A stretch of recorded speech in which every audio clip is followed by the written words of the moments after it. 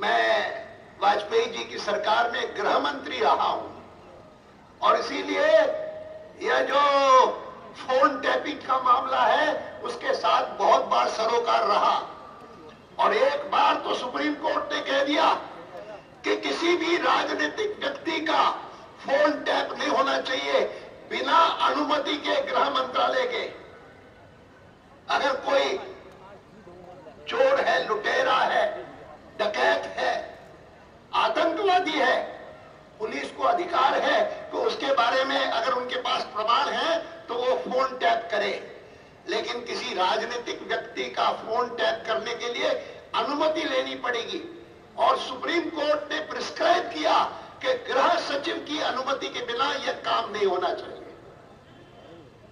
आज सुबह सुबह अखबार में पढ़ते हैं कि पिछले दिनों में लाखों लोगों के फोन टैप होते रहे हैं। सरकार जवाब दे किसकी अनुमति से होते रहे, किसके कहने पर होते रहे और ये कौन कौन लोग हैं जिनका फोन टैप होता रहा है। ये जो संकट पैदा हुआ है वह संकट केवल भ्रष्टाचार का नहीं है, ये संकट केवल काले धन का नहीं है, यह केवल मनी लॉन्ड्रिंग का नहीं है, यह संकट लोकतंत्र के लिए भी संकट है। और यहां पर मार्क्सवादी सरकार के शासन में मैं कहना चाहता हूं कि मार्क्सवाद हमेशा नागरिक की आजादी के लिए, नागरिक की स्वतंत्रता के लिए, नागरिक के लोक अधिकारों के लिए सबसे अधिक संकट पैदा करता है। और इसीलिए आज प्रातःकाल अखबारों में यह समाचार पढ़ करके मुझे लगता है कि इसकी भी अच्छी तरह से जांच होनी चाहिए। यह देश कभी भूल नहीं सकेगा कि एक बार इस कांग्रेस सरकार ने जब उसके प्रधानमंत्री का अपना पद संकट में पड़ा तो उन्होंने सारे हिंदुस्तान से लोकतंत्र समाप्त करने के लिए इमरजेंसी लागू कर दी थी 1975 में।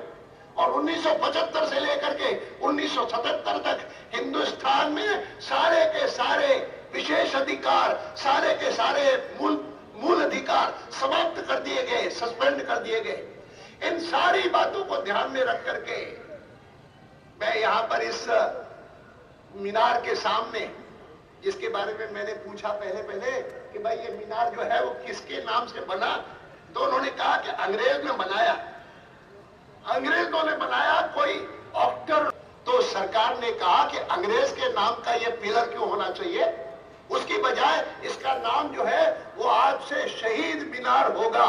जो आजादी के लिए शहीद हुए उनकी स्मृति में ये मीनार होगा। बहनों और भाइयों, आजादी के लिए जो शहीद हुए वो तो महान थे, इसमें कोई संदेह नहीं, और उनके लिए मीनार बनना बहुत उचित है।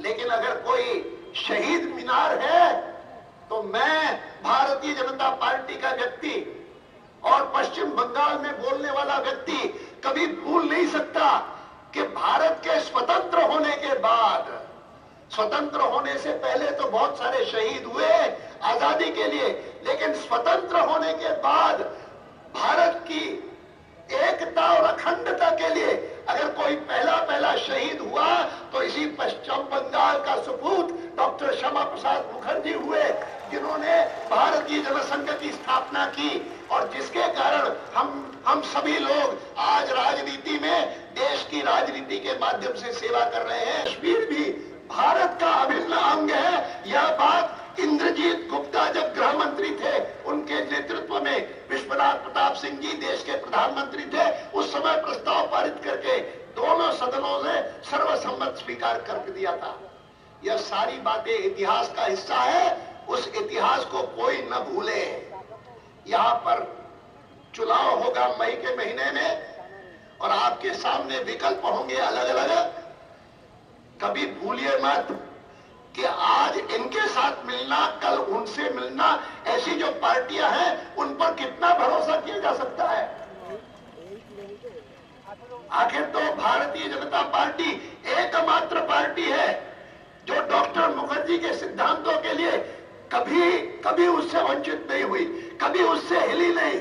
1951 से लेकर के जब से भारतीय जनसंघ की स्थापना हुई तब से लेकर के आज तक जब हम भारतीय जनता पार्टी के रूप में काम कर रहे हैं, राष्ट्रवाद हमारी सबसे बड़ी प्रेरणा रहा है। राष्ट्र की एकता और अखंडता हमारी सबसे बड़ी निष्ठा रहा है और इस प्रेरणा और इस निष्ठा के लिए हमारे कार्यकर्ता अपने प्राण भी न्योछावर करने के लिए सदैव तैयार रहे हैं। मैं बधाई देता हूं हमारे राहुल सिन्हा को कि इन्होंने पश्चिम बंगाल में इस प्रकार की चेतना फिर से निर्माण की है। आप सही निर्णय करिए, भारतीय जनता पार्टी को ताकत दीजिए और मैं आपको विश्वास दिलाता हूं न केवल नई दिल्ली में लेकिन कलकत्ते में भी आपके साथ न्याय होगा, आपको अच्छा शासन मिलेगा, आपको ईमानदारी दिखेगी, भ्रष्टाचार से कोई समझौता नहीं होगा। बहुत धन्यवाद। बोलिए भारत माता की, भारत माता की, वंदे वंदे।